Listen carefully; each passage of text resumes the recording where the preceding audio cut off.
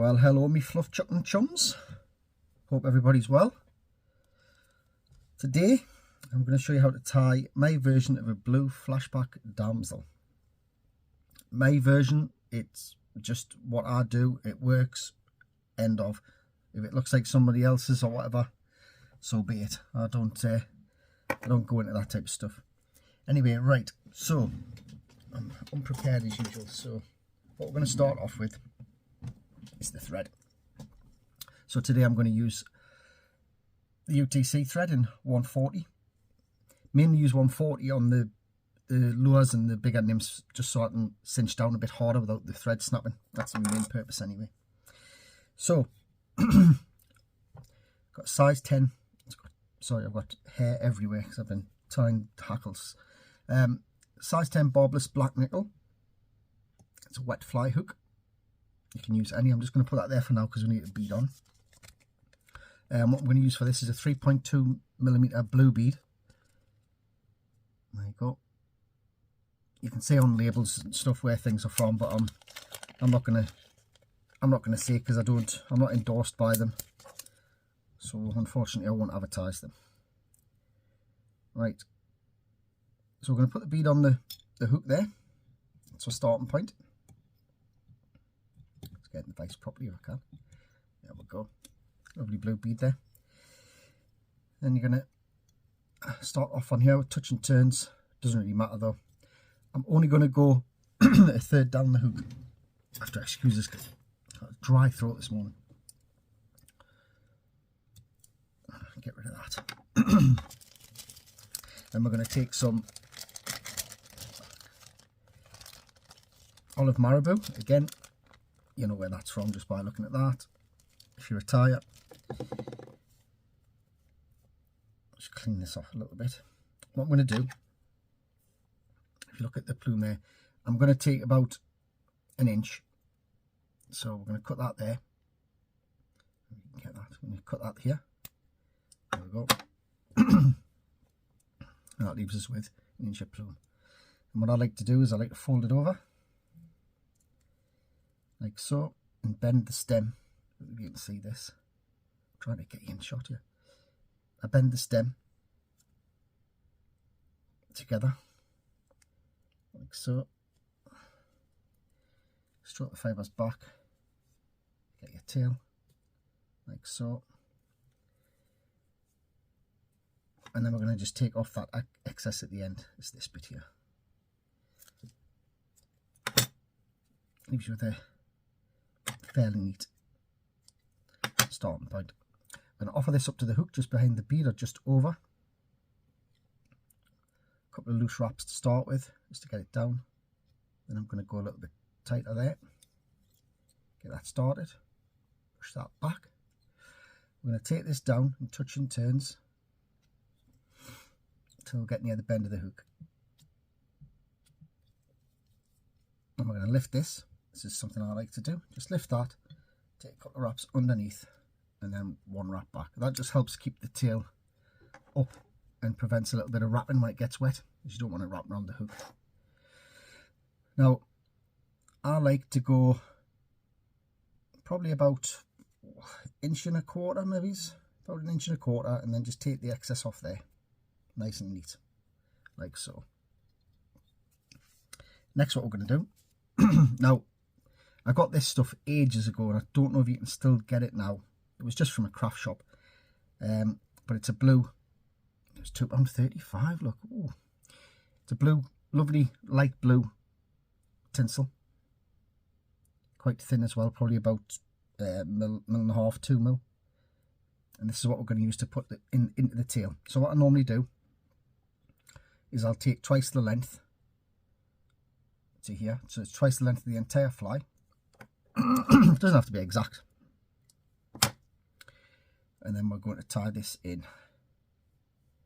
Try and tie it the way it naturally curves. It just helps it. It doesn't matter if it sticks out, because once it gets wet, it'll just do its thing. I'm going to put 3 wraps around that side, and then I'm going to bring it forward. And I'm going to put 3 wraps on that side. Again, it doesn't really matter how many wraps. I'm just going to trim that to the length of the tail. See, that one flares out it doesn't matter. Once it gets wet, it's superficial. I think people worry too much sometimes about, pardon me, I do apologise. I think some people worry too much about how lovely a fly looks. I mean, if you're doing one for photographic purposes, I do understand. It's nice to have a nice looking fly, but for this, it doesn't really matter. It's going to catch fish. Again, a company you've probably come across if you're a tyer, and this is the material that we're going to use. The material is called, it's the Blue Flash Damsel Straggle Hackle, and this is in 8mm. I found this to be really good. It's got a totally different appearance when it's wet, obviously, but it just behaves differently when it's wet. It's really nice. So we're going to catch that into the bottom. Doesn't have to be neat, just catch it in. And we're going to come up to a few millimeters before the bead. Stroke that back. Now we're going to wrap this round, and every turn that we're going to do, we're going to gently stroke these fibres backwards. Again, it doesn't really matter too much, but it looks neat and it helps the fibres fall in the right place when it's wet as well. They'll collapse, which is what we want. Basically what you're looking for is when this is wet and it collapses, you get like a big kind of elongated teardrop shape, which is really good because the silhouette's nice, especially for the truth. So take that round. I'm going to trap that in there. Now I have went pretty much to the bead, because what I like to do is when we're going to put a hackle in on the front, I like it to push everything back. I like everything to flow backwards in essence. So just throw that back as it is like that. A couple of wraps, and then we're going to take away the excess. Et voila. A little bit of French there for you. Don't say you don't get anything. Alright, what I'm going to do, I'm going to take a generic hen cape, and I'm going to select a fibre that's about the size that I'm looking for. I want like quite a bold hackle, but it's got to be soft. So what I do, I've taken this one off, and then what I'm going to do, see where the feather changes here, where the hackle changes to the fluffy stuff. I'm going to take this off completely because we don't need it. And instead of tying in on this end, which is what you can do, you can split these fibres and tie in from there to get the taper. I just like to go straight in on this edge. So again, always a couple of loose wraps first, then cinch it down. Then we're going to take away this excess, and then, because I'm so prepared not, I'm going to have to reach up and get my pliers. So I'm going to use a set of hackle pliers, just cheap ones. You'll notice with most of my tools, your bobbin holders and everything, I don't pay £80 etc. for these expensive things. You don't need them. You just don't. They're just a comfort tool. I prefer these to do the job, cheap and cheerful, and I'm happy with them. So we're going to take this round. Again, we're going to stroke the fibres backwards. So that's one. I'm going to put two in. 2 turns of hackle, roll it like that as you're doing it, and then pull the fibres back.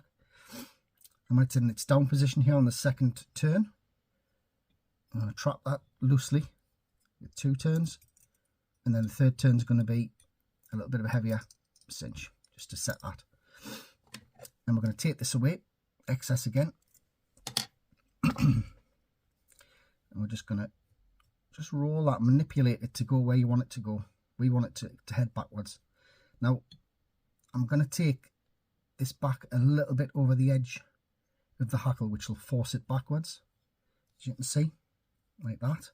And then, me not being prepared as usual, wherever I put it, I'm going to get the final, the final ingredient for this.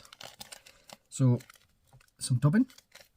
It's hen Spectra dubbing. Again, I'm not endorsed, don't get anything for it, but I want you to know which dubbing it is. I tend to make a lot of my own dubbing by mixing stuff together. It tends to work. I don't know if it's just a subconscious thing, but some dubbings that I make fish way better than others, and it might just be my confidence in them. So we're going to lightly dub on a little bit of this, not too much, not too heavy. About an inch. And then we're going to just bring it around the front of this just to fill that gap. Again, just tease it back.